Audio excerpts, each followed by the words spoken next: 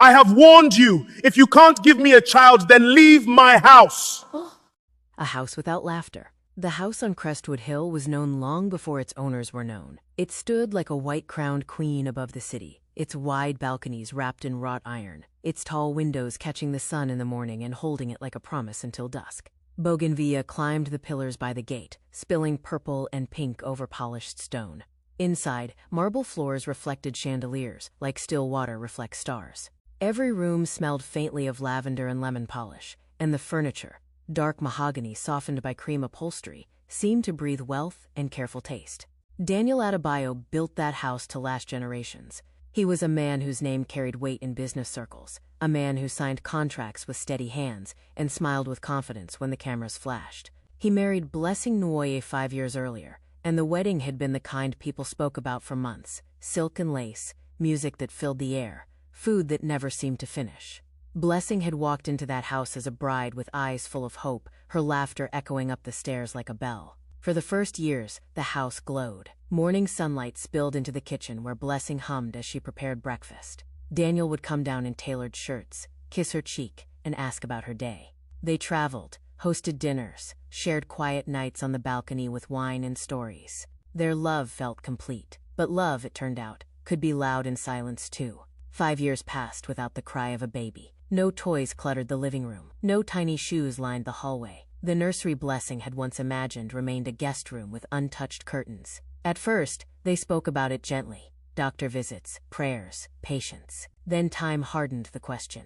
Daniel changed. It began with mornings. Blessing would wake early, as she always had, and prepare breakfast carefully. She believed small things mattered, that a warm meal could soften a heart. She would arrange the table with fresh flowers from the garden, steam rising from teacups, toast browned just right. When Daniel came down the stairs, she greeted him with a soft smile. "Good morning, my love." He would not answer. Sometimes he passed her as though she were air, eyes fixed ahead, jaw tight. When she followed him into the dining room, trying again, he would stop, turn sharply, and say, "What is good about the morning?"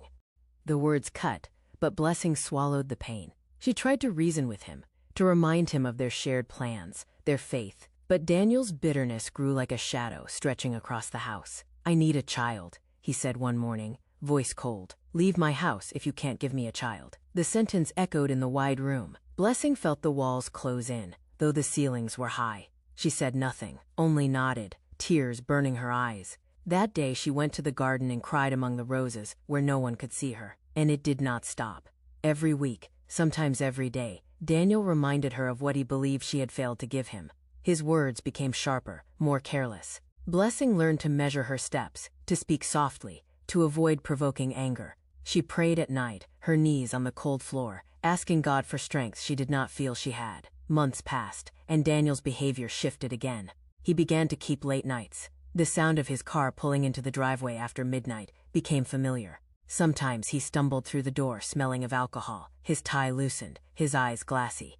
When Blessing rushed to help him, he pushed her away with harsh words. "Don't touch me," he snapped. "You think this house is happy?" Insults followed, words thrown without care. Blessing cried herself to sleep, her tears soaking into silk pillows that felt too fine for her broken heart. The house that once glowed now felt cold and empty. Then came the worst humiliation. One evening, Daniel returned home not alone. A woman walked in beside him, young, dressed boldly, smiling as if she belonged. Daniel introduced her casually, as though she were a colleague. "Blessing," he said, "go and cook. Serve our guest." Blessing stood frozen. Her hands trembled, but she obeyed. She cooked and served, her head bowed, while laughter filled the room behind her. The night stretched long, and when the woman left, Daniel barely acknowledged his wife. It did not happen just once. Different women came and went, each time with the same command: cook, serve. Blessing's dignity was stripped piece by piece. The rich house became a stage for her shame. When Daniel announced one night that he was taking a second wife, the words struck Blessing like thunder. "I have waited long enough," he said, standing in the living room, his voice firm. "I will marry again. I need an heir." Blessing collapsed onto the sofa, sobbing. That night, she called the only person. Madame Alice Adebayo was a dignified woman with silver hair and eyes that missed little. She had welcomed Blessing warmly years ago, calling her "my daughter" with genuine affection. When Blessing's voice broke over the phone, Madame Alice listened quietly, her heart heavy. "Come tomorrow," she said at last. "I will speak to my son." The next day, Madame Alice sat across from Daniel in the same grand living room where he had made his cruel declaration. She spoke gently at first, reminding him of marriage vows, of patience, of kindness. "Daniel," she said, "you are hurting your wife. This is not the way." But Daniel's heart was hardened. "Mother," he replied, "you don't understand. I need a child. Blessing cannot give me one." Madame Alice looked at him for a long moment, pain flickering across her face. She had carried a secret too heavy for years, a secret she had hoped never to speak aloud. "Daniel," she said softly, "there is something you must know." He frowned.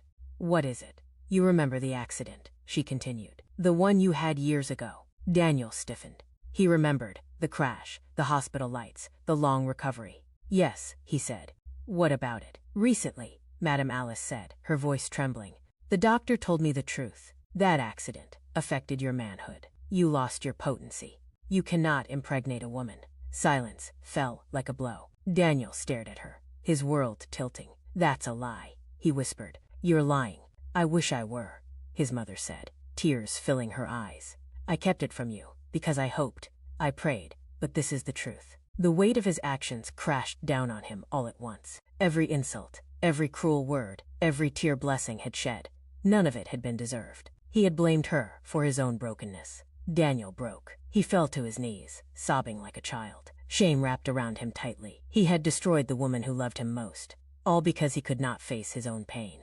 That night, he went to Blessing's room.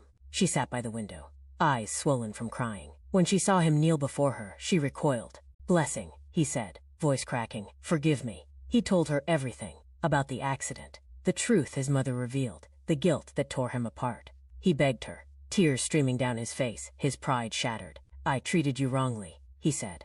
"I blamed you for what was never your fault. Please, forgive me." Blessing listened in silence. Her heart ached. Part of her wanted to turn away, to protect herself from further pain.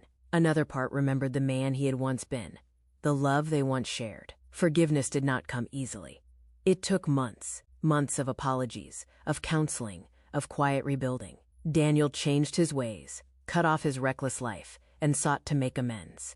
He spoke gently again, listened more, prayed with her. Slowly, the house began to warm. Blessing forgave him, not because the pain vanished, but because love chose to stay. Their marriage did not return to joy overnight. Trust grew carefully, like a fragile plant. But laughter found its way back into their home. They ate together again. They walked in the garden hand in hand. The rich house breathed easier. Years passed. One afternoon, Blessing fell ill. At first, she dismissed it as fatigue, but her weakness worsened.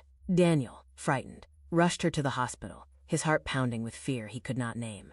As they waited, holding hands, a doctor approached them with unexpected news. "There is something I need to tell you," the doctor said gently. "Earlier today, a woman gave birth to twin boys." Daniel nodded politely, unsure why this mattered. "She passed away shortly after delivery," the doctor continued. "She lost her husband during the pregnancy and had no family. Before she died, she pleaded with me to give her children to a family that would love them." The doctor paused, then looked at Daniel. "I know you do not have children. I wanted to ask if you would consider adopting them." Daniel felt his breath catch. Blessing squeezed his hand, her eyes filling with tears. They looked at each other, years of pain and healing passing between them in silence. "Yes," Daniel said finally, his voice steady. "We will take them." The twins came into their lives wrapped in white blankets, tiny and fragile. When Blessing held them, something inside her healed. The house on Crestwood Hill changed forever. Laughter filled the rooms again, this time higher, brighter. Toys scattered the floors. The nursery was no longer empty. Daniel watched his sons grow, his heart overflowing with gratitude and humility. The house was still rich, still beautiful, but now it was alive. And for the first time, it truly felt like home.